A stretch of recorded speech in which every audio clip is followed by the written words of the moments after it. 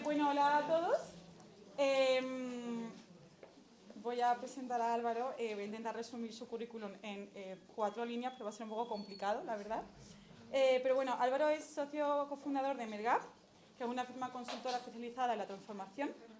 Y como speaker, consultor y facilitador de equipos de dirección, Álvaro ha colaborado con más de 100 compañías en 25 países. Es profesor de escuelas de negocios como el IEF y en la Universidad de Navarra. Y bueno, ha realizado estancias de investigación en Harvard Business School y en los últimos años ha escrito varios libros, ¿no? Como Cabeza, Corazón y Manos. Riverview, que ahora vamos a hablar de él. Los próximos 80 años, The Talking Manager. Y bueno, además, sobre todo en los últimos años, ha centrado su investigación en la innovación y en abordar procesos de transformación de empresas, ¿no? Que supongo que ahora a lo mejor también nos cuentas un poco sobre eso. Muy bien. Y su experiencia de consultoría, tiene mucha experiencia en el continente americano. Creo que vives ahora mismo por allí. Vivo aquí, pero voy y vuelvo. Ah, vale, fenomenal. Somos unas afortunadas de tenerte por aquí, entonces. Muy bien. Y bueno, en este caso Álvaro va a hablar sobre el libro Riverview, que como sabéis trata sobre la vida de Sara, que es una alta ejecutiva que tenía como objetivo vital pues crecer profesionalmente y le pasan cosas, ¿no? Llega un punto en el que se da cuenta de que hay algo más importante en la vida. Y ya con esto Buenísimo. dejo la palabra. Blanca, muchísimas gracias. Oye, que tú has dicho lo más importante es que habla sevillano. Aquí hay mucha gente de Sevilla, aunque la verdad, mi acento, el chip sevillano yo creo que se fundió por el camino. Pero bueno, lo primero, Blanca, muchísimas gracias por la invitación. Me llegó un email pues hace varias semanas y la verdad, una petición de este tipo tan elegante, uno de repente entra en la web de It's Time to Think y dice, wow, cuánta gente interesante son capaces de juntar. Yo no sé quién junta a quién, pero el conjunto final es súper interesante. Entonces, bueno, es un privilegio poder estar un rato con vosotros hoy hablando sobre Riverview y el trasfondo de Riverview. Quizá yo podría hacer una introducción y luego podemos abrir preguntas, respuestas, reflexiones, lo que queráis. Tal vez tiene sentido enmarcar un poco cuál es el trabajo que hago, a qué me dedico, y luego de ahí hacer una transición a Riverview. Pues llevo, yo creo que 18 años, algo así, trabajando en la transformación de organizaciones. La transformación de organizaciones tiene un componente estrategia, proyectos, oficina de transformación, toda esa parte más metodológica que es muy importante. Y casi que me avergüenza decir que tardé 10 años en darme cuenta que el desafío más interesante y el más estratégico en la transformación de organizaciones es contribuir a la transformación de personas. Entonces, transformación de personas son palabras mayores, o sea, cómo conseguir acompañar a alguien o contribuir a que alguien transforme algo importante en su vida. Empezamos en ese proceso, somos una consultora pequeña, somos 10 personas, estamos entre Madrid, Nueva York, México, Costa Rica, Colombia y Chile. Entonces, bueno, a mí me toca viajar bastante entre Europa y América. Por dar algún dato de esto, al final del año Google te envía, si le dices sígueme por donde voy, si le dejas, te dice dónde has estado, cuántos kilómetros has hecho, a pie, caminando, en avión o lo que sea. A mí siempre me impresiona al final del año cuando me dice que le he dado 7 vueltas al mundo, 8. A mí no me suenan tanto, pero al final, cuando cruzas el océano muchas veces. Pero lo más interesante de ese viaje no son las millas acumuladas, es la cantidad de historias que uno recibe. Si tuviese que resumir lo que me ha permitido embarcarme en la aventura de escribir un libro, que es una novela romántica, por otra parte, escrita en primera persona, desde el corazón roto de una mujer. Eso, para un tío, os podéis imaginar que es un desafío increíble. Pero En el fondo ha sido porque en este trabajo de consultoría llegó un momento en el que surgió la posibilidad de acompañar a ejecutivos de distintas empresas, pues de unas 100 empresas en 30 países, acompañarles a ellos en su proceso de transformación. Entonces, uno ve historias increíbles. O sea, asomarte al corazón de personas es un privilegio increíble. Y a mí no deja de sorprenderme el nivel de, digamos, de apertura o la generosidad que tiene la gente para compartirte lo que le pasa. Y la verdad es que pasan muchas cosas.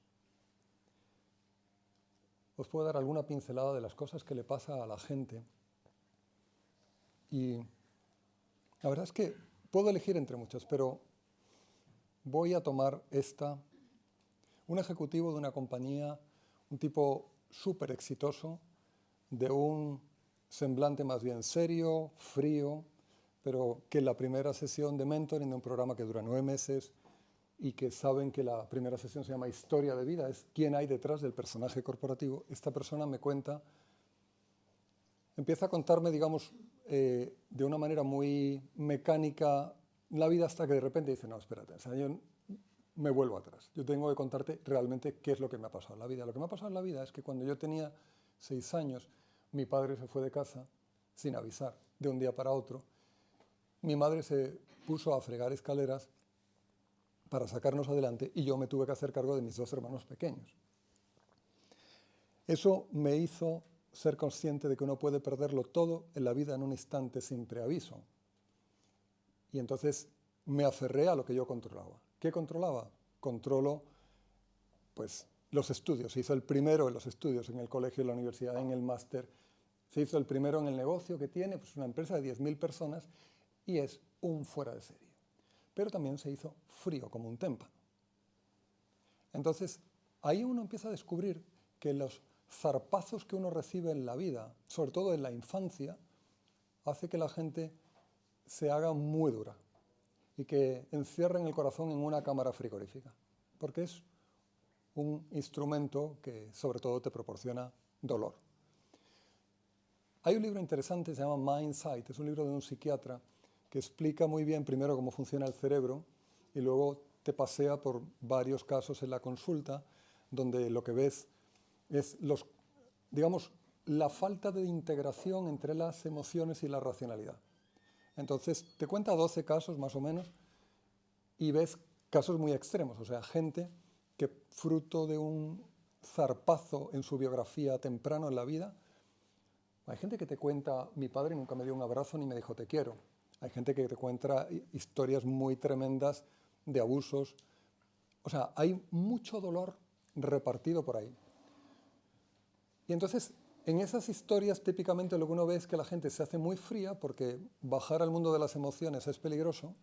Entonces acaban desconectando su racionalidad de sus emociones. Son gente que incluso acaba perdiendo la gestualidad, o sea, tienen dificultad para mostrar emoción en su rostro, son muy fríos, son distantes, no saben dar un abrazo, o sea, incluso se les desconecta físicamente el cuerpo y eso viene por situaciones muy duras de infancia. Entonces eso es un caso y a algunos de nosotros se nos mueve la aguja hacia esa frialdad.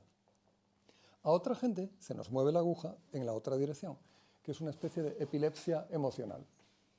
Y es gente que no tiene control de sus, digamos, emociones. Y entonces vive llevado por la volatilidad de los impulsos emocionales, intelectuales, y vive una vida muy descentrada. Y tiene poca capacidad de autogobernarse. Entonces el libro es interesante porque te muestra el origen de eso, tiene que ver con tu educación, temperamento, lo traes puesto. Educación, te la entregan. Contexto educativo, decisiones que tomas en la vida, empiezas ya a ponerte de tu parte y tú mismo te forjas quién eres. O sea, al final somos escultores de nuestro propio cerebro y de nuestro propio corazón. Y entonces, a mí me empezó a fascinar encontrarme muchas historias y muchos casos de gente y empecé como a rumiar. Yo quisiera contar algo sobre esto. O sea, yo quisiera escribir qué es lo que ve uno cuando se asoma a corazones.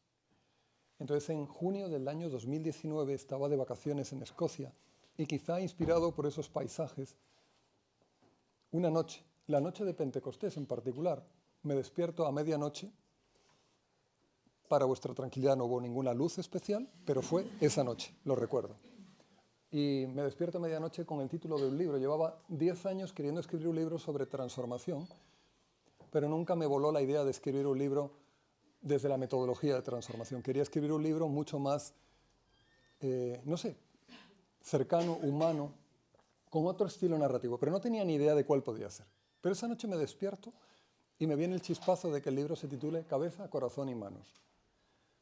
Y abajo escribo, un diálogo real entre un mentor y una mentorizada. Entonces, esa mañana cuando me despierto y veo, digo, ¿qué escribí yo aquí anoche? Digo, aquí tengo la hoja de ruta para escribir el libro que llevaba buscando, que es, ¿por qué no cuentas de una manera novelada qué es lo que pasa cuando tú acompañas a una persona durante 9 meses en un programa? Entonces, con esa idea, me fui en estos viajes, pues me encontré que tenía unos días libres y me fui a Colombia, particularmente a Medellín, a un sitio que se llama Llano Grande, que hay fincas, es un sitio verde, precioso, fincas ganaderas, cultivos de flores, es un sitio absolutamente maravilloso. Y entonces a un amigo que tiene una finca le pregunté si me dejaba la finca para escribir y bueno, pues me prestó la finca, me dijo nosotros no vamos a estar, al principio qué pena, pero dije bueno, qué bien, porque voy a estar más concentrado. Entonces yo recuerdo que me levantaba temprano, hacía mis ejercicios, me organizaba y me aseaba y de repente entre las brumas aparecía la señora Mary, una señora de allá, de estas señoras de pueblo, trabajadora, humilde, sencilla. Entonces ella llegaba a la finca y se movía por la casa como una hoja llevada por la brisa. Iba de un sitio a otro, se metía en la cocina, carcharreaba y al cabo de un rato me ponía en la mesa un desayuno, pues, jugos maravillosos que hay allí, fruta cortada, muy exótica, huevos, arepas, o sea, un festín, o sea, no el aburrido desayuno español, que es una cosa, o sea, que cada vez que estoy aquí digo, o sea, no sabemos desayunar, es muy triste el desayuno español. Entonces, para las 8 de la mañana yo había hecho todo lo importante y con la vergüenza de decir, bueno, mis amigos van a venir dentro de 10 días, yo necesito contarles que he producido algo. Entonces pensé, bueno, venga, creemos un personaje. Entonces así surgió Sara. Pensé en una chica de Medellín, lista, rápida como una ardilla, apasionada, un poco dispersa. Vive una infancia feliz y despreocupada, como debieran ser todas las infancias. Todo va bien, hasta que ella descubre que su madre es alcohólica. Eso le produce un enorme rechazo, una secuencia de humillaciones. Su madre, las circunstancias de su madre le humilla muchísimo delante de sus amigas. El día de su fiesta de 15 años, aparece borracha, medio desnuda en la escena, entonces como ya rompí con mi madre. Huye de Medellín, se va a estudiar a México, luego acaba en España. Estudia en el Instituto de Empresa. ¿Hay alguien que estudie en el Instituto de Empresa aquí? ¿O que haya estudiado en el Instituto de Empresa? No. Estudia en el Instituto de Empresa, allí conoce a Brian, un californiano, un surfero, un tipo guapo, vacío, resultón. Se ennovian, se van a vivir a Boston. Sara tiene una super carrera, 10 años trabajando en una multinacional, le va muy bien. Es gerente comercial. Y le dicen, Sara, quizá te nombremos vicepresidenta en un año. Pero para que te nombremos vicepresidenta, pues te tendrás que formar, porque en esta empresa la formación es muy importante. Ella ha estado en Harvard, en Stanford, Singularity University, ha hecho todo el turismo académico. Ella piensa que está lista para cualquier nueva responsabilidad. Pero, como no tiene mucho tiempo, vive en Boston, pero tiene que viajar a Londres, Copenhague, Berlín, la vida de Sara es una viajadera. Ella dice, bueno, yo voy a hacer un programa de mentoring online. Entonces, así arranca el libro, que es previo a Riverview, que es Cabeza, Corazón y Manos. Entonces arranca el libro diciendo, hola, soy Sara. A mí no me va este cuento del mentoring online, yo soy más del cara a cara. A mí me ha ido bien leyendo rostros en la vida, ir leyendo circunstancias, pero tengo que hacer un programa, me van a nombrar vicepresidenta, parece que este programa es flexible, aquí estoy aplicando. Entonces aplica un poco venida arriba como diciendo, esto me lo van a dar. Pero al otro lado aparece Oliver. Oliver es un inglés, nacido en Windsor, formado en Oxford. 30 años de vida corporativa impecable. Tiene la suerte de casarse con una uruguaya, Valentina, una mujer increíble. Consigue un retiro temprano, se van a vivir a Uruguay, a Punta del Este, compran una casa frente al mar, por la mañana pasean los perros por la playa y durante el día Oliver toma sesiones de mentoring online con ejecutivos de todo el mundo. Sara es una de ellas. Sabemos que Sara es vamos a decir, dispersa, apasionada, digamos, poco centrada. Y Oliver es exquisito, impecable, exigente, demandante, juicioso. De tal manera que el libro avanza, Oliver le pone retos a Sara, Sara tiene que cumplirlos, y entonces el libro va avanzando y tú vas viendo el diálogo de qué le dice a Sara para tratar de integrar sus desafíos como ejecutiva, pero también como persona, en todas las dimensiones de su vida. Bueno, yo escribí aquel libro, y a medida que lo escribía, pues eso empezó siendo como un proceso de mentoring, pero empieza a pasar lo que pasa en la vida real, que es que todo está mezclado con todo. Entonces aparecen las circunstancias personales que hay detrás de Sara, pero también las que hay detrás de Oliver. Y al final del viaje, donde hay historias, tragedias, como en todas las historias, no solamente se transforma Sara, sino también Oliver.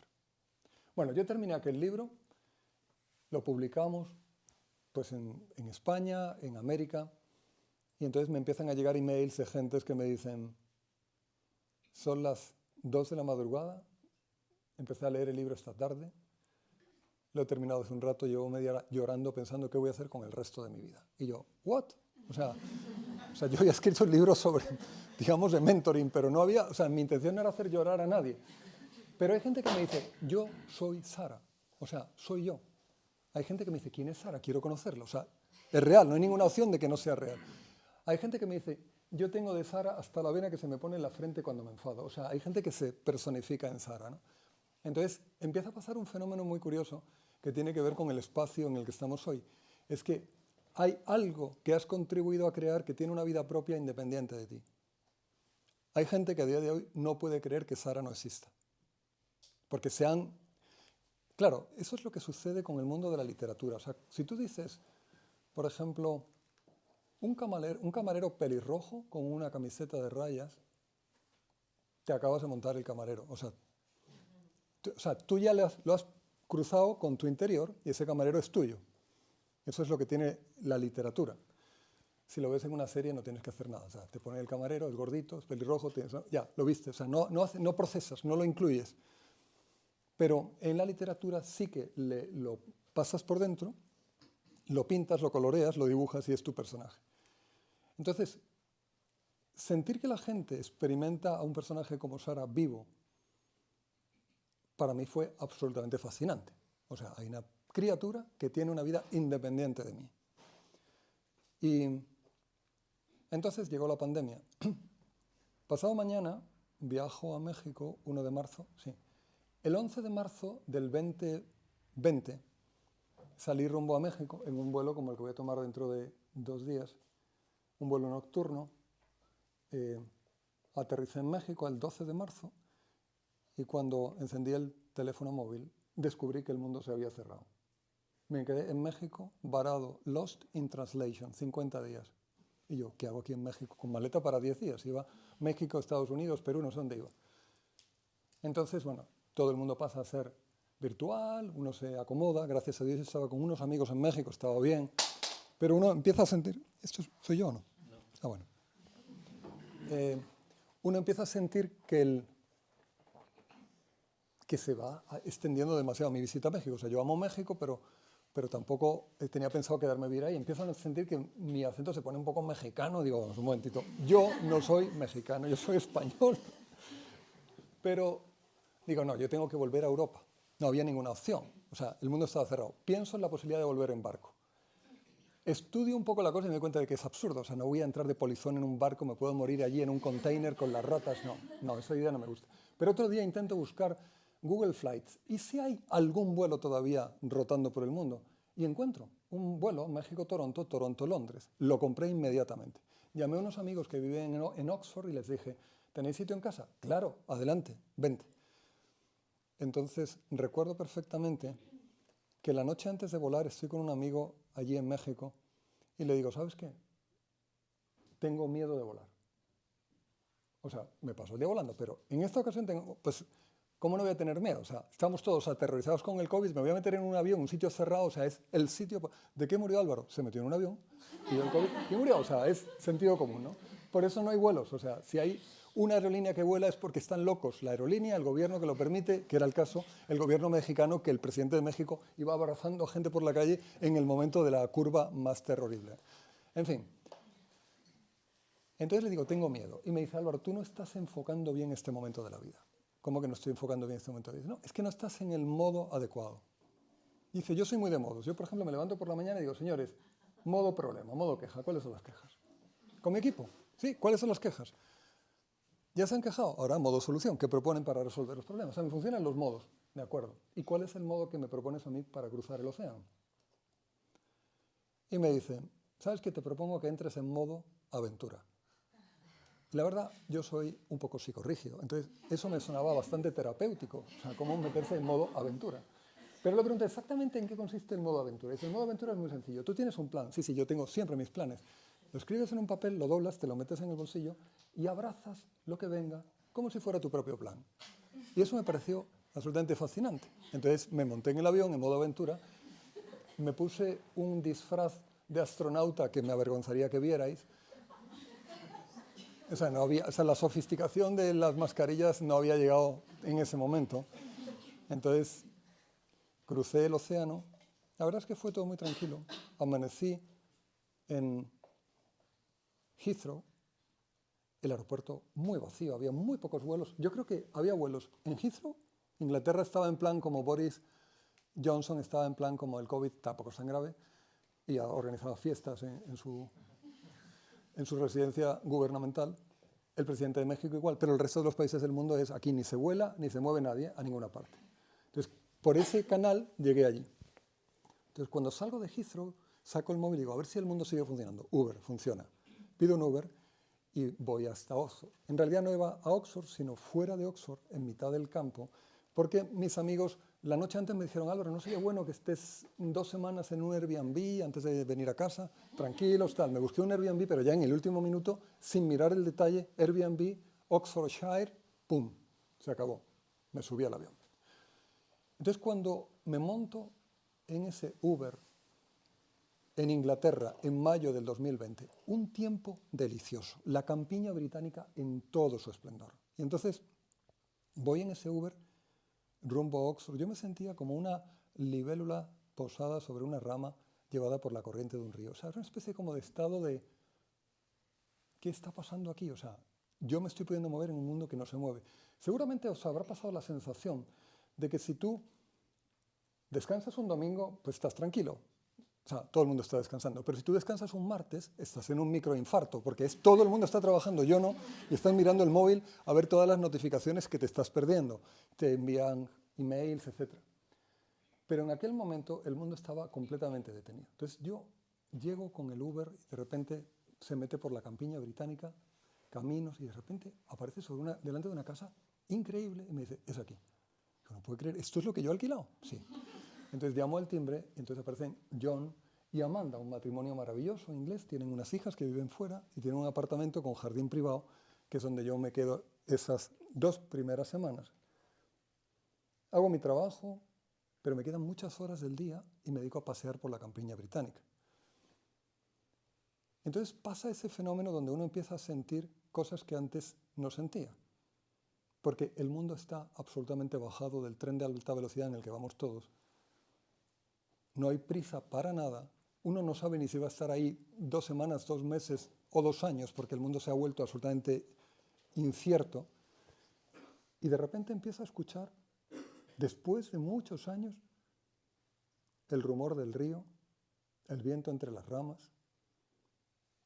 Empiezo a contemplar los matices de la luz y yo empiezo a decir, ¿pero qué es esto? O sea, empiezo a descubrir que hay un mundo que está pasando a mi alrededor, camino por allí, vacas, ovejas, un hombre a caballo, good afternoon, good afternoon.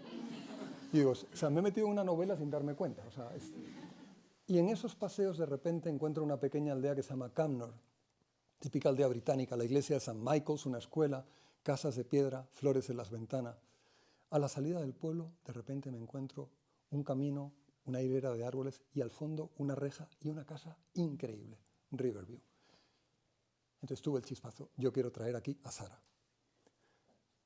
Entonces bueno, empecé a maquinar una novela y dije, bueno, me voy a salir ya del mundo del mentoring, del management y de todo. Yo quiero escribir qué pasa con Sara 10 años después como alta ejecutiva, arrojada contra las rocas de ser mamá, madre, hija, esposa, alta ejecutiva, todo a la vez. En el fondo, tenía como el deseo de contar qué es lo que pasa cuando uno se asoma a corazones.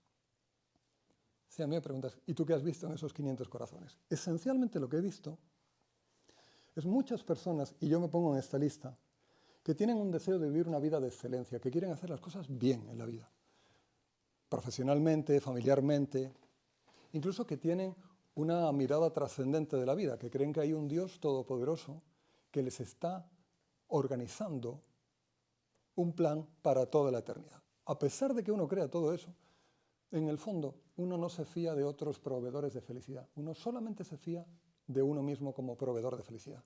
Entonces uno se organiza una felicidad de autodiseño basada, uno, seguridad económica. Hasta que la tenga estoy inquieto, entonces seguridad económica. Luego es propiedades, viajes, comidas ricas, experiencias agradables, está todo muy bien. De repente uno se encapricha con un barco, hasta que uno descubre que es mucho mejor tener un amigo con barco que tener un barco. Entonces, uno va como avanzando en ese progreso y entonces va pasando algo muy terrible, y es que a medida que uno avanza por ese itinerario, cada vez hay menos felicidad en esas experiencias que uno se está organizando. Entonces, uno dice, no, espérate, es que todavía no he conseguido suficiente dinero, todavía no he conseguido suficientes propiedades, todavía no he conseguido lo suficiente, por eso no me está funcionando. Pero entonces, hay dos tormentas que pasan por el corazón humano que lo dejan todo arrasado. La primera es el dolor inconsolable. A todos nos pasa esa primera tormenta, que es la muerte de un ser querido, una enfermedad inesperada, una humillación profesional, un corazón roto. O sea, ese mundo del dolor que te viene y que uno lo que trata es de evitarlo, de rechazarlo, etc. Entonces, de repente uno se encuentra, yo tenía organizado un plan, un viaje, o no sé qué, y resulta que tengo que estar en un hospital cuidando de mi padre que le ha dado un ictus. ¿Por qué tengo que estar yo aquí ahora? Yo podría estar en no sé dónde. El mundo del dolor. A todo el mundo le golpea. A veces con el dolor pasa una cosa curiosa, y es que uno puede decir, yo tampoco he sufrido tanto. Sí que hay gente que, la vida se ha cebado con ellos, es que le ha pasado de todo. Pero entonces uno vive con ese miedo interior de no será que el año que viene me van a caer a mí todas las plagas. Entonces uno vive con el miedo, primero con el deseo de controlar la felicidad, luego con el miedo a que no me venga el dolor. Pero luego hay una tormenta mucho más devastadora en el corazón de toda la gente. Y quizá es una tormenta que sucede un poco más en la madurez. Y es la tormenta que representa la experimentación de la propia fragilidad. Yo quiero hacer las cosas bien, yo quiero vivir una vida de excelencia, y a veces se acaba uno dando cuenta que acaba haciendo cosas que son vergonzosas y que no están a la altura de sus valores. Y eso te provoca una humillación interna tan grande, decir, pero ¿con qué cara voy a ir yo a decirle a mi familia que hagan esto o lo otro cuando mira lo miserable que es mi vida? Entonces, esa segunda tormenta corre el riesgo de ponernos en un modo que es la desesperanza. Uno acaba concluyendo que la felicidad es una cosita de andar por casa y que tampoco conviene esperar demasiado, porque si no uno se va a frustrar. Entonces viene una fase de la vida donde uno se dedica a blindarse de los agentes externos que le roban la pequeña felicidad que se ha montado. Entonces los demás se convierten en agentes externos y uno se distancia de los demás, pues con esta persona, de la familia, de los amigos, de los colegas. Uno empieza a meter en el saco de las personas tóxicas a todo el mundo que no le baila el agua, y entonces uno se mete en un individualismo terrible y vive una vida chiquitita. Eso es lo que muchas veces uno se encuentra en el corazón de la gente. Por eso yo, lejos de pensar que ese es el fin de la vida, yo quería escribir una historia de esperanza. Lo que yo quería contar con esta historia es que da igual, y esa es la obsesión de Riverview, da igual cuánto se te haya complicado la vida o cuánto tú te hayas empeñado en complicarte la vida, da exactamente igual.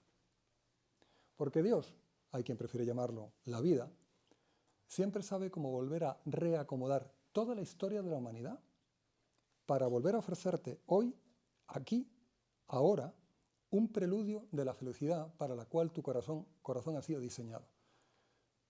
Pero la única manera de descubrir ese preludio de felicidad que te recuerda que tú has sido diseñado para muchísimo más, entre otras cosas porque todo ese diseño de felicidad basado en lo externo, en experiencias agradables, es que ni de lejos colma la sed de felicidad que hay en el corazón de cualquier persona, pero ni de lejos. Entonces, esa asimetría permanente entre mi deseo de felicidad y mi pobre manera de satisfacerla, ese deseo se empieza a colmar de una manera inesperada cuando uno hace algo muy radical. Esa cosa radical que uno puede hacer en la vida es, uno, dejar el asiento del piloto y sentarse en el del copiloto. O sea, dejar de pretender de controlar todo. Y vivir planificando naturalmente, pero con una cierta levedad del vamos a dejarnos llevar. Nada que ver con la ataraxia o la vagancia, pero sí con la aceptación de la realidad, de las personas, con sus luces y sus sombras, la propia aceptación. Es vivir no en el futuro, en el ojalá, vivir en el hoy, aquí, ahora, vivir en estas coordenadas espaciotemporales. Por eso, esa cosa radical que uno puede hacer para experimentar esos destellos de felicidad que son un recordatorio de la felicidad para la que ha sido diseñado, tiene que ver con abandonar el asiento del piloto, sentarse en el del copiloto y dedicar toda tu vida, todas tus energías, todo lo que tú tienes, todo lo que tienes es un don, es un regalo, absolutamente todo. Entregar todo eso al servicio de las personas que han caído en tus coordenadas espaciotemporales, tu familia, tus amigos, la organización en la que trabajas. Y cuando tú descubres que ahí, ese es el lugar en el que tú tienes que encontrar la manera de servir, entonces vienen esos regalos que son como el sol que se abre entre las nubes y uno empieza a descubrir la felicidad de las cosas pequeñas. Uno empieza a descubrir la felicidad que hay en sujetar la mano de un anciano en una cama hospitalaria. O la felicidad de darse cuenta que ese rayo de sol que recibes en la espalda es un regalo que se te está haciendo, está diciendo, tranquilo, te estamos cuidando. Un vino con un amigo, un beso, un abrazo, un libro, una carta. Esas pequeñas cosas son una fuente de felicidad increíble. Pero la única manera de descubrir la felicidad, esos destellos, es, insisto, abandonar la felicidad de autodiseño y entregarse a servir a los demás. Con lo que tienes, con lo que has recibido. Con esa manera única que tú tienes de ser, con tu personalidad, con tus talentos, con tus posibilidades, con los espacios físicos en los que puedes reunir a la familia y a los amigos. Si tienes la bendición de tener esos espacios físicos, pueden ser una casa, puede ser este espacio tan maravilloso, puede ser una finca o puede ser un banco en el parque. Pero eso es, digamos, el trasfondo de lo que yo quería contar con Riverview. Y ahora lo que me gustaría es escucharos vuestros comentarios.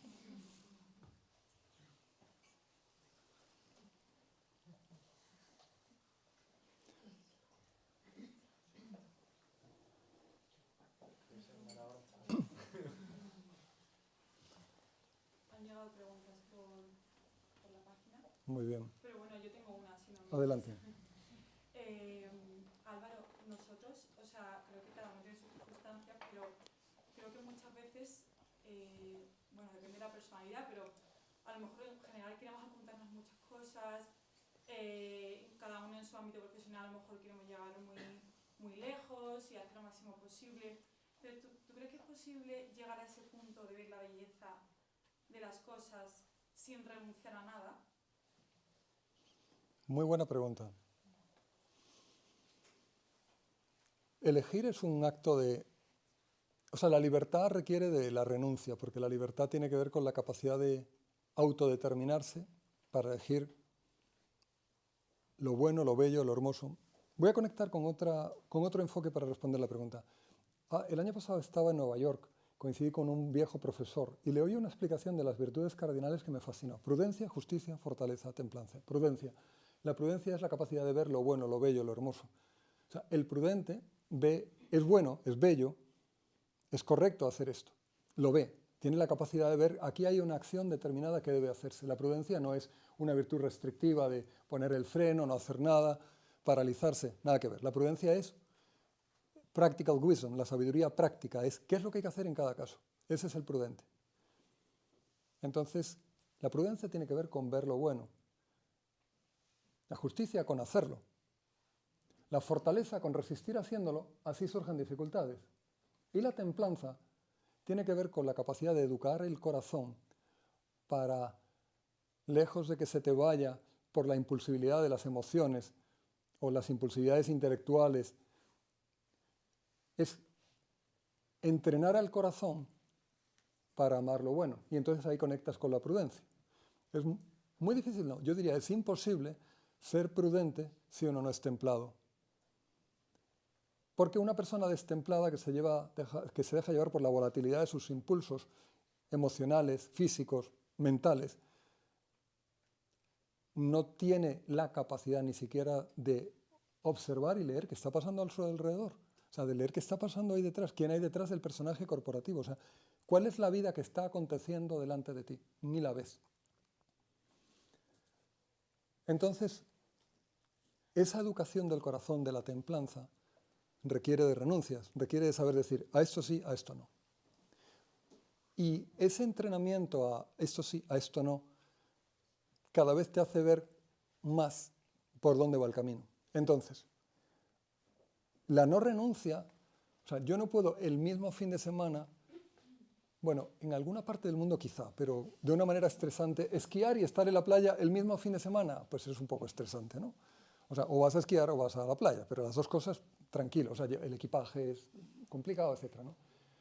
Entonces, saber tomar decisiones en las que decides querer esto y no lo otro, o querer esta persona y no la otra, o renunciar a este plan o renunciar a esto, esos son ejercicios de libertad que uno tiene que hacer constantemente. Y, claro, en el fondo, hay una pregunta aquí muy profunda, es ¿yo para qué sirvo en el mundo? Pues todos sois bastante jóvenes y uno está como diciendo ¿yo cómo me configuro? Yo recuerdo uno de los momentos más dramáticos de mi historia profesional y quizá vital, después de trabajar unos años en Internet, en esos comienzos de Internet, que era una locura porque las compañías de telecomunicaciones ponían dinero y más dinero en algo que nadie sabía cómo funcionaba. Algunos jóvenes insensatos de vuestra edad nos ponían a dirigir esto, entonces disparábamos con pólvora del rey. O sea, teníamos todo el dinero para hacer idioteces online y experimentar con el dinero a ver qué es lo que funcionaba en Internet. Estamos hablando de los años 2000, 2001, 2002. Y recuerdo que después de 3 años de fascinación con este mundo completamente friki y loco, de esas primeras oficinas muy modernas, espacios abiertos, gente muy loca y divertida, de repente llega un pez grande que se come a un pez pequeño y nos echan a la calle a 400. Entonces, año 2003, España, la economía funciona, todo el mundo tiene trabajo, mis amigos están colocados y yo me encuentro que estoy en el paro. Entonces estaba tratando de lanzar un proyecto. Yo recuerdo que cuando llegaba a las 8 de la tarde ya nadie te va a llamar, nadie te va a enviar un email diciendo la reunión, la entrevista de mañana, lo que sea. Yo miraba y clamaba al cielo diciendo, Dios mío, o sea, ¿qué he hecho mal? O sea, ¿por qué yo no estoy encontrando mi manera de... O sea, todos mis amigos trabajan, yo estoy en el paro. Por las mañanas me reunía con grandes empresas para puestos de mi perfil. Por la tarde tenía una versión de mi currículum que yo creo que tenía espalda y brazos. Sabía leer y escribir y ya. Entonces lo enviaba a Mercamadrid para ver si podía levantarme a las 4 de la mañana, cargar cajas allí y entonces con eso me ganaba la vida porque el dinero se me estaba acabando. Entonces esa tensión, ahora la miro con perspectiva, duró mucho tiempo. Un día, otro, una semana, fueron meses, casi un año. Y nunca sabes si eso va a durar 10 años o toda una eternidad. Y recuerdo ese momento de una manera muy dramática, pero también recuerdo, más que recuerdo, veo ahora la perspectiva de que eso era parte del proceso y parte del camino. Si no hubiese pasado eso, pues no hubiese pasado la secuencia de bendiciones que pasan después en la vida. Entonces, a veces uno puede querer tener toda la vida resuelta ya. Quiero tener la seguridad de que mi vida va a ir bien, de que mi familia va a estar bien, de que mis amigos van a estar ahí, de que mi trabajo, check. quiero tener éxito. Entonces se produce como esa convivencia con la realidad incómoda, porque la realidad no hace más que salpicarnos, no hace más que sacarnos de... Pero por eso digo que ese modo un poco como de... esa cierta sana ligereza de decir, bueno, vamos a dejarnos llevar, o sea, vamos a entrar en modo aventura, porque es que la vida es una aventura. Y cuando tú sales de querer controlar y te pones en el propósito, es yo que me sueño en la vida, o sea, yo cómo quiero contribuir en la vida, yo cómo quiero servir a los demás. Hoy puedo con esto, pues con todo, o sea, con toda la energía. Entonces, el cerebro se pone en modo posibilidad. Y desde la posibilidad, entonces uno descubre oportunidades de crecer, de servir. O sea, yo creo que se produce como hasta una atracción de lo bello, de lo bueno y de lo hermoso. Por eso, lo que te diría es, soltar, o sea, por supuesto, ser sensato, tratar de planear una vida equilibrada, pero renunciar a tener el control de todo y ver y tratar de descubrir la luz en las sombras de lo que sucede. Sería mi respuesta a tu pregunta, Blanca. Adelante. Álvaro, tú que has trabajado con tanto directivo, con mil cosas que tendrán más que hacer que nosotros, ¿qué consejos nos das para llegar a un buen equilibrio entre pues, la vida laboral que estamos empezando muchos y la vida personal? Te voy a hacer un retrato robot de cómo es el ejecutivo medio de una compañía. Lo voy a hacer un poco crudo. Pero es un tipo que tiene, hombre, mujer, me da igual, 40 y tantos años. Vicepresidente de una gran compañía. 35.000 colaboradores en la compañía. Tiene mucha responsabilidad, maneja mucho presupuesto.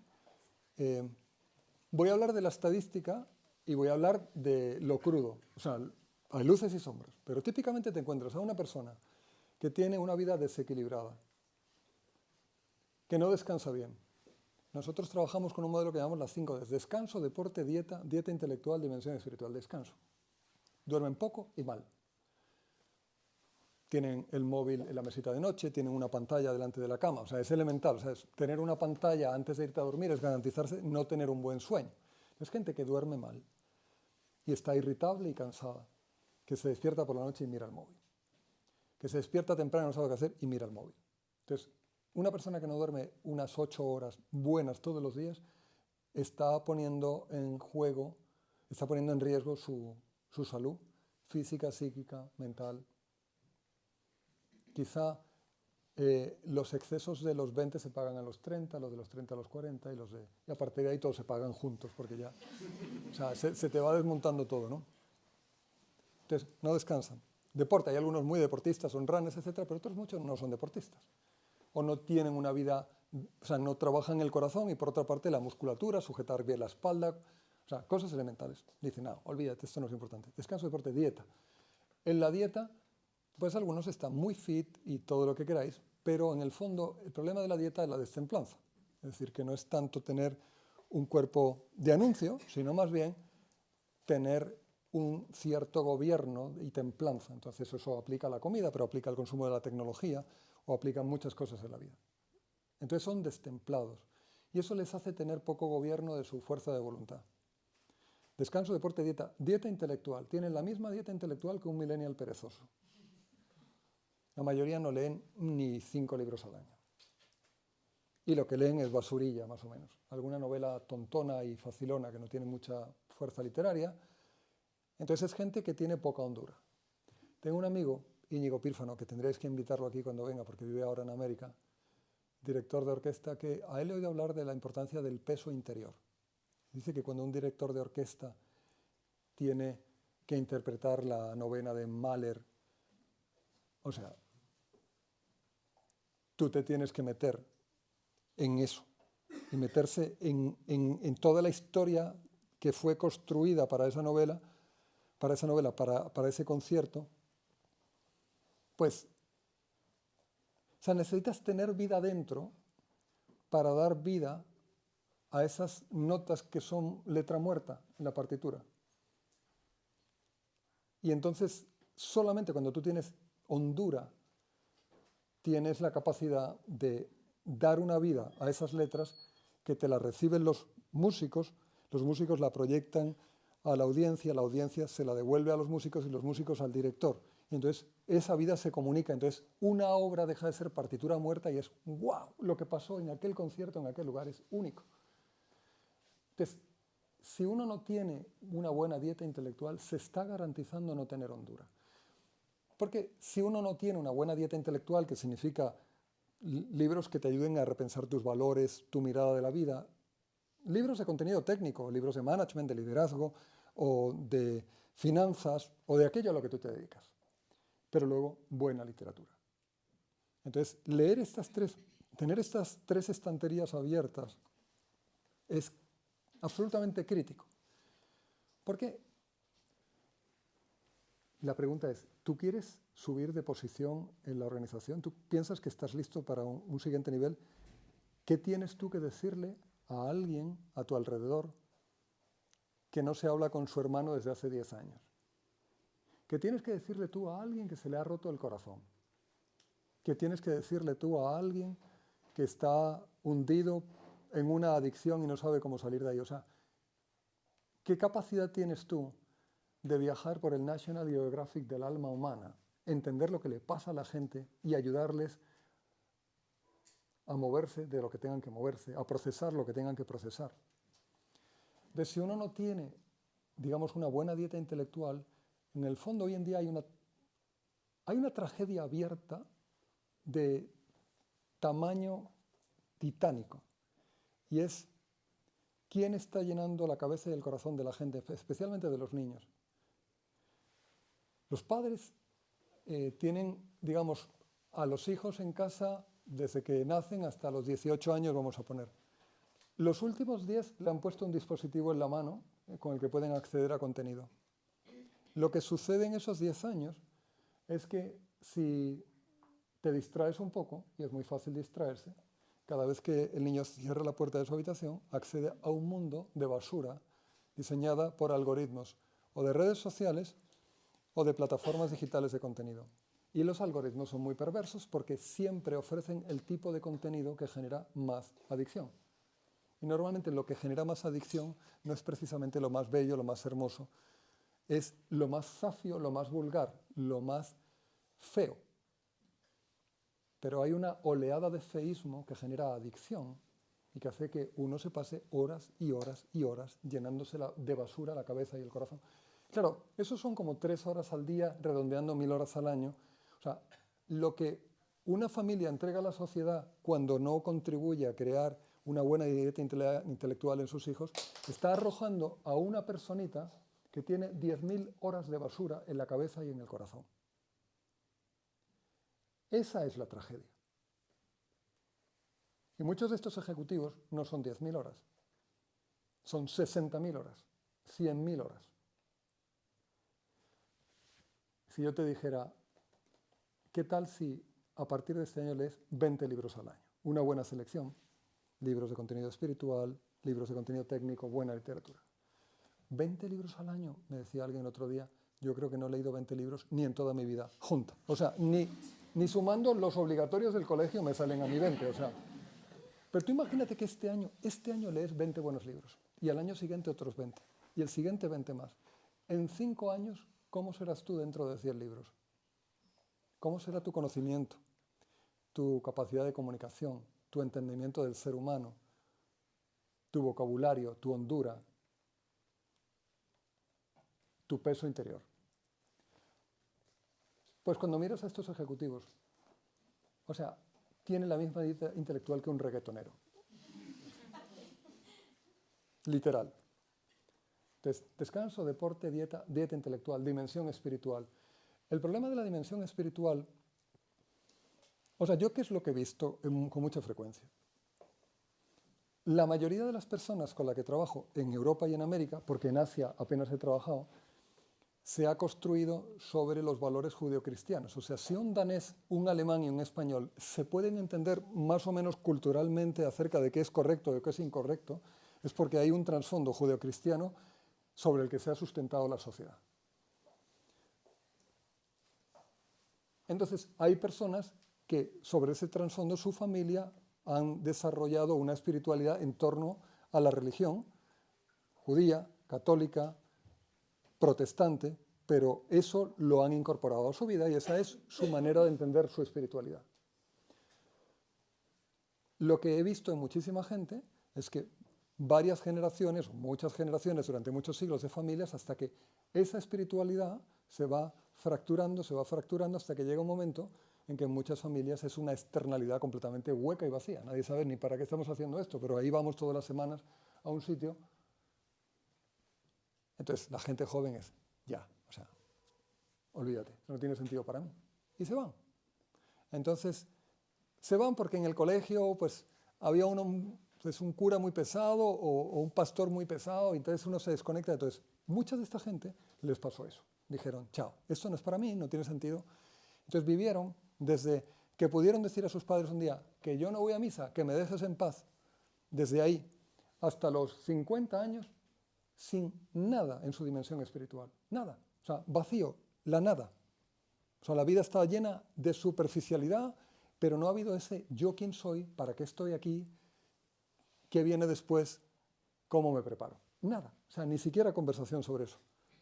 Entonces, cuando te pasan esas dos tormentas por el corazón, el dolor inconsolable, la muerte de un ser querido, todo eso, o la experimentación de la propia fragilidad, entonces como que el piso, el suelo, se te desaparece bajo los pies y dices, ¿yo dónde estoy? O sea, ¿dónde estoy? O sea, ¿qué me sujeta? Entonces empiezan los nuevos mesías que tienen cuentas de Instagram muy exitosas. Entonces son tipos que traen una especie como de eclecticismo, de un poco del budismo, un poquito del cristianismo, pero sin mucho compromiso, un poquito de no sé qué. Entonces empiezan a hacer como una melange pseudo-espiritual que arroja a mucha gente que no tiene hondura espiritual pues a buscar la espiritualidad en piedras calientes en la espalda, zonas energéticas del planeta, terapias vibracionales y todo un montón de cosas maravillosas como el mindfulness, etc. Pero todo eso es de piel hacia afuera y no están trabajando los desafíos que tienen en el corazón. Entonces, tras un periodo de fascinación con esas prácticas, empiezan a darse cuenta que están en el vacío más absoluto.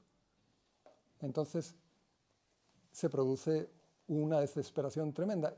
Pero durante bastante tiempo esa falta de hondura es capitalizada por esos nuevos mesías que aparecen vendiéndote unos mensajes que uno ve en Instagram, 150.000 likes a unas estupideces que uno dice, no me lo puedo creer. O sea, ¿quién ha dado like aquí, por favor? O sea, ¿quién ha dicho que esto es bueno? Esto es una gilipollez absoluta. O sea, no tiene ni hondura ni profundidad, pero, perdón por este vocabulario un poco, pero es como esa falta de hondura, ese hiperemotivismo que hace que la gente se conecte con cosas que no sabe ni lo que significan. Entonces, conclusión.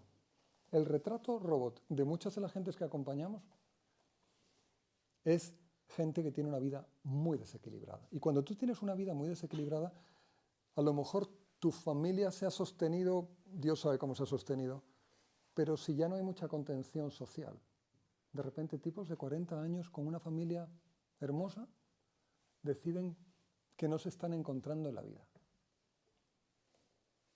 Entonces rompen, dejan a sus hijos.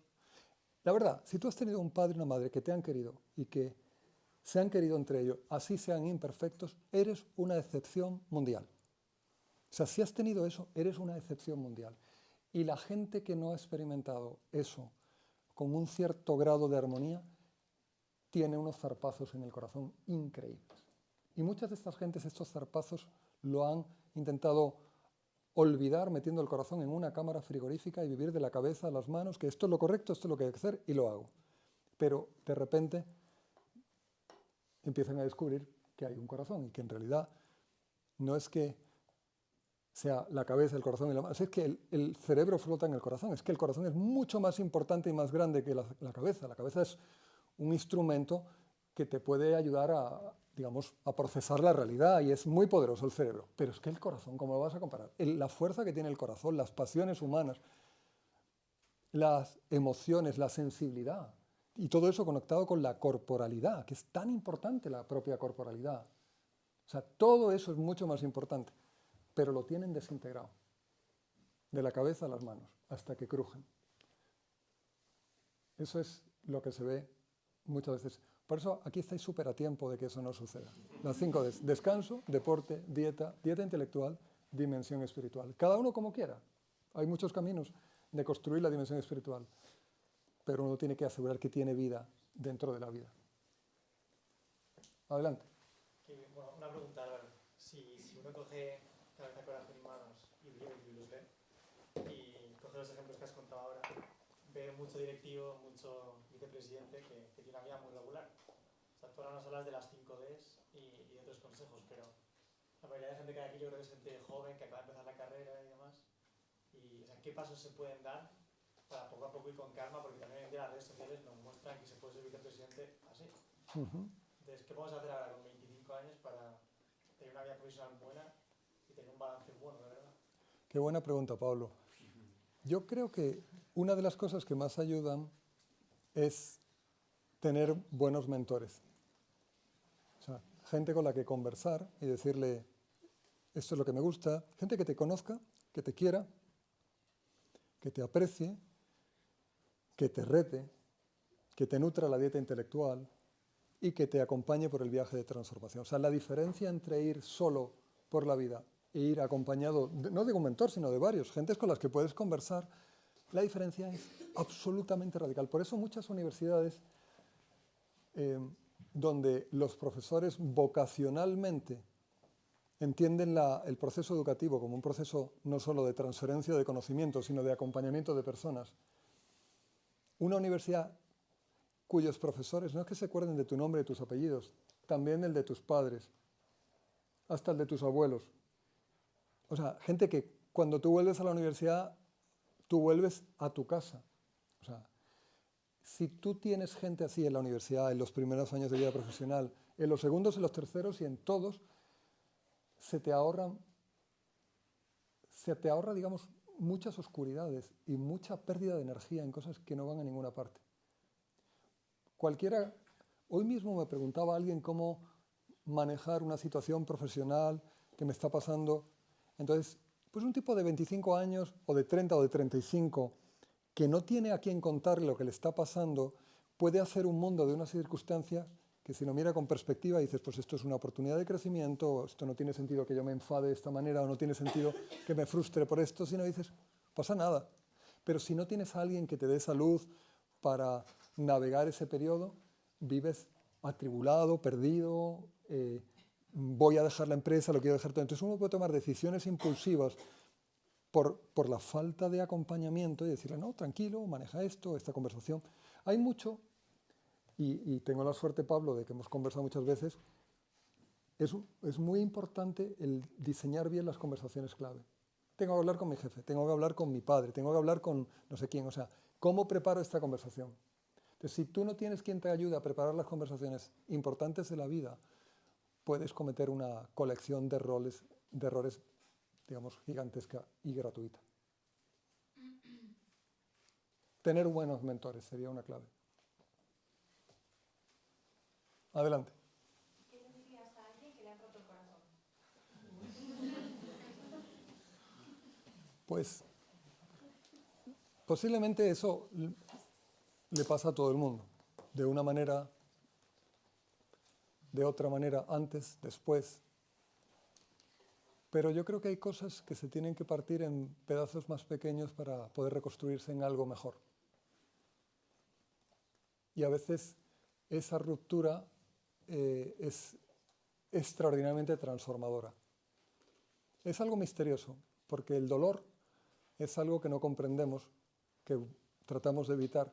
Es tan misterioso como el amor. O sea, digamos, el amor no funciona con un Excel. O sea, no hay algoritmos que sean capaces de decirte, no funciona. Cariño, tienes estas virtudes, estos vicios, tanto dinero en el banco, mi Excel concluye que te ame. No funciona. Como no funciona tampoco los algoritmos para la canción del verano. O sea, le puedes meter toda la inteligencia artificial del planeta y todas las canciones del verano de la historia y no te sale la canción del verano. O sea, hay algo mágico en el que esta, sí, este verano es esta, normalmente son horrorosas, pero ni siquiera sirve para eso. Si habéis probado ChatGPT, también veréis que, digamos, es divertido, pero tiene sus limitaciones, ¿no? Entonces, decía que el dolor y el amor son incomprensibles, son sorprendentes. Porque, por ejemplo, la misma porción de dolor aplicada a dos personas, a una la encierra, la hace distante, la llena de rabia, y a otra persona la hace mucho mejor, esa misma porción de dolor. Le da más hondura, le da más finura, más capacidad de comprender a los demás.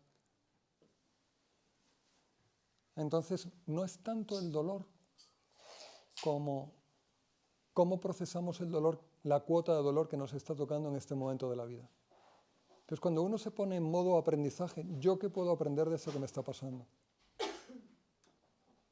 Entonces, la perspectiva es muy distinta y permite entender. A veces estamos tan encerrados en nuestro propio dolor que somos incapaces de sentir el dolor de las personas que nos rodean. Y eso nos hace insensibles. Es que no hay dolor en el mundo como el mío. Mírenme, o sea, soy yo. ¿Ustedes de qué están hablando? Miren lo que me ha pasado a mí. Y lo interesante es cuando uno sufre lo que tenga que sufrir, lo procesa bien, entonces uno se hace mucho más sensible para captar el dolor y todo lo que sucede ahí detrás, en la sala de máquinas de las personas con las que está. Por eso lo que le diría a una persona que tiene el corazón roto, o que se lo han roto, o que uno se lo ha roto también, o sea, que está roto, es veamos qué podemos hacer con esas piezas.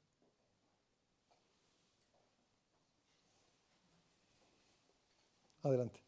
Un buen mentor necesariamente ha encontrado en la vida ese equilibrio entre conciencia, felicidad, en los pequeños detalles. ¿Sabes? Como tiene que tener esas características o... He encontrado esto en la web.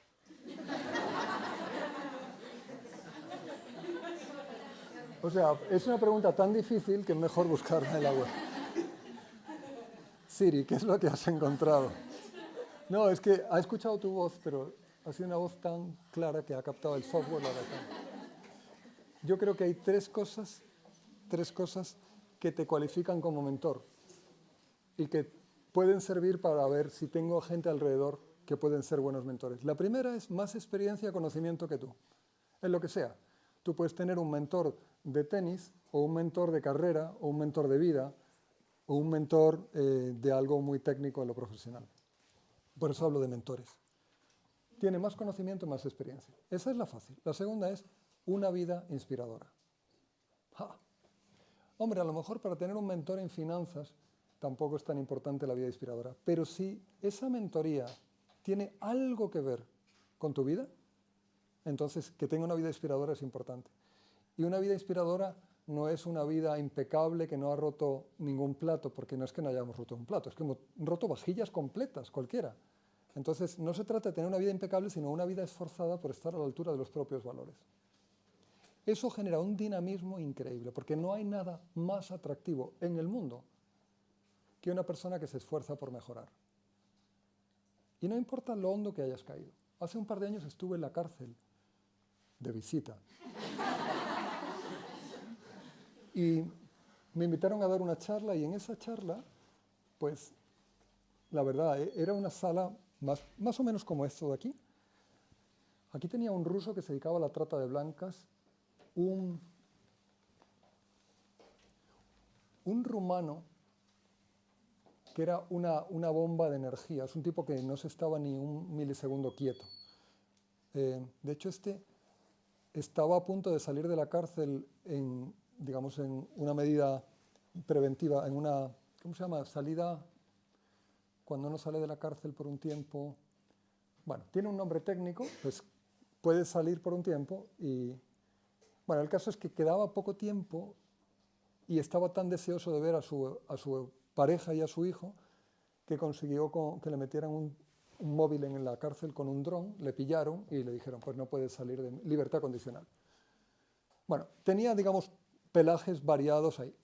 Y la verdad yo decía, ¿qué pinto yo con estos personajes que han hecho cosas tan terribles? El ruso hasta me enfadó. Me enfadó porque era un tipo absolutamente de hielo. Y y te miraba con una mirada de frialdad increíble. No solo a mí, sino en la ONG que me llevó había 2 chicas y un tercero del que os quiero contar algo. Pero además me dijeron que a ellas las trataba con especial falta de respeto. Entonces se te produce como esa distancia ahí de... Bueno, pues luego supe que el que organizaba esto de la ONG es un tipo que había estado 10 años en la cárcel. Y que después de salir de la cárcel se estaba dedicando, sabiendo la necesidad que hay ahí dentro de asomarse a otras realidades, estaba organizando este tipo de cosas.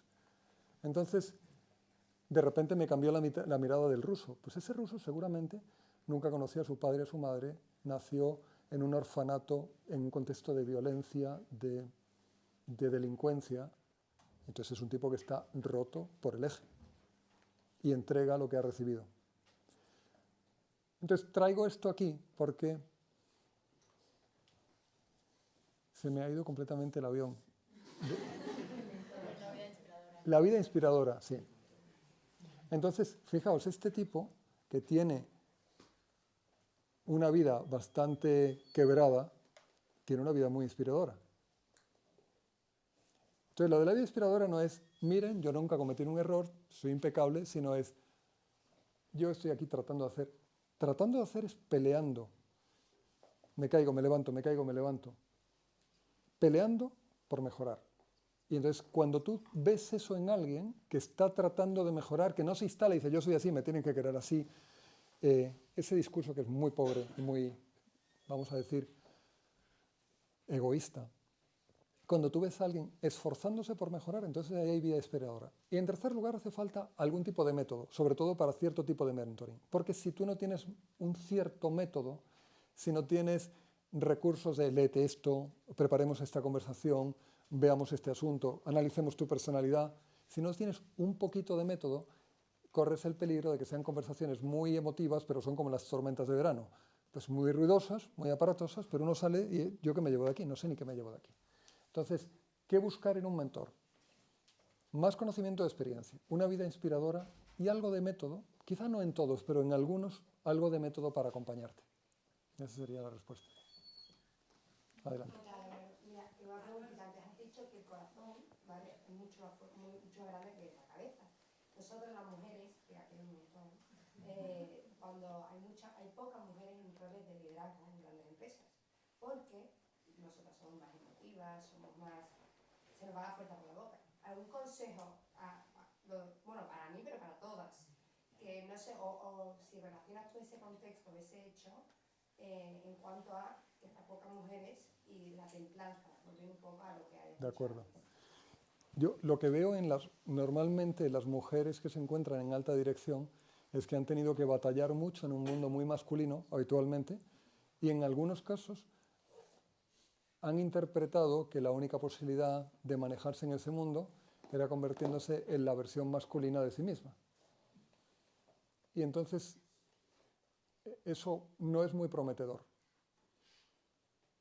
Es más, lo que acaba sucediendo es que a otras mujeres a tu alrededor, quien más les dificulta crecer son mujeres que se han masculinizado.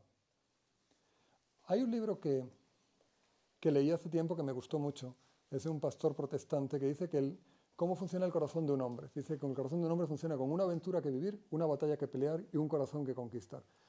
Su mujer escribió un libro sobre cómo funciona el corazón de una mujer, es mucho más largo, pero en el del hombre es una aventura que vivir, una batalla que pelear, un corazón que... Una aventura que vivir. Un hombre necesita una gran aventura que vivir.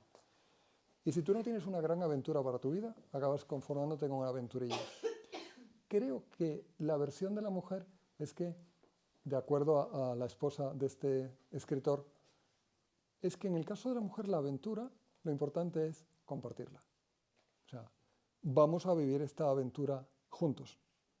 En el caso del hombre es, digamos, ese sentido de logro, de vamos a ir allí, vamos a subir esto, vamos a conquistar esto otro, vamos a lograr esto, ¿no? Una batalla que pelear. No me sé cómo es la correlación en el caso de la mujer completamente, pero en el caso del hombre la batalla que pelear es... Hay algo en la masculinidad que está predispuesto a pelear contra el enemigo, contra la tribu que quiere matar a tu familia, a la tribu vecina, contra el león que o lo matas o te come. Entonces hay algo que en el hombre que está predispuesto a la batalla. Pero en realidad la gran batalla es la batalla en el propio corazón, con los propios demonios que se te meten en tu corazón. Entonces, cuando un hombre está peleando, hay algo que lo engrandece. Y la tercera cosa es un corazón que conquistar. Es que no hay mejor versión de un hombre que cuando está tratando de conquistar el corazón de la persona a la que ha decidido amar. Entonces, en el caso de la mujer, mi experiencia es que saber ser extraordinariamente femenina. El otro día me decía una mentorizada, primera sesión de mentoring, mi jefe me tiene loca. O sea, me está escribiendo día y noche por WhatsApp, por email. Si no he leído el email, el WhatsApp que me ha enviado por email, entonces ya, o sea, la locura, 24/7. Una presión enorme. Mi esposo me está reclamando todo el día que no estoy, que qué tal con los niños, que se están comprando una finca y está no sé qué, ella ni responde los emails del esposo diciendo, oye, ¿qué hacemos? ¿Compramos esto o lo otro? Entonces no me respondes hasta 7 horas después porque estás con el jefe, todo el día reunida, no sé qué. Entonces ella estaba como diciendo, o sea, no puedo más. Pero ya el culpen de todo es, no tengo ni tiempo de pintarme las uñas. Y yo dije, esto es muy grave. O sea, esto es súper grave. Entonces ella ha empezado a trabajar en cosas muy básicas, en las 5 Ds, y ha empezado a darse cuenta de que puede decir que no a ciertas cosas. Por ejemplo, ella tenía terror a decirle a su jefe que pues un día se iba antes. Entonces ha ido tomando confianza y ahora dice que los jueves se va antes. ¿Por qué? Porque se va con su esposo, que le encanta ir en moto, y se van juntos en moto a comer a un restaurante fuera. Entonces suben a la montaña, comen y bajan. O sea, comer no. Digo cenar, pues que en cierto país de América se dice comer, pero es cenar lo que me refería. El caso es que ha empezado a decir eso. A su esposo decía, como yo le diga, con el poco tiempo que le dedico a él, que me quiero ir a cenar con mis amigas de la universidad, me va a decir, ni de broma. Bueno, pues era un sesgo que ella tenía montado.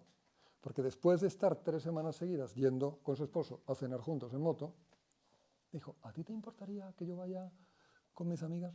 No, pues encantado, me parece súper bien. Entonces, muchas veces el sesgo femenino lleva a, me van a decir, no va a ser posible, entonces uno se autolimita o una se autolimita. Y yo creo que hace falta confiar más en la propia valía.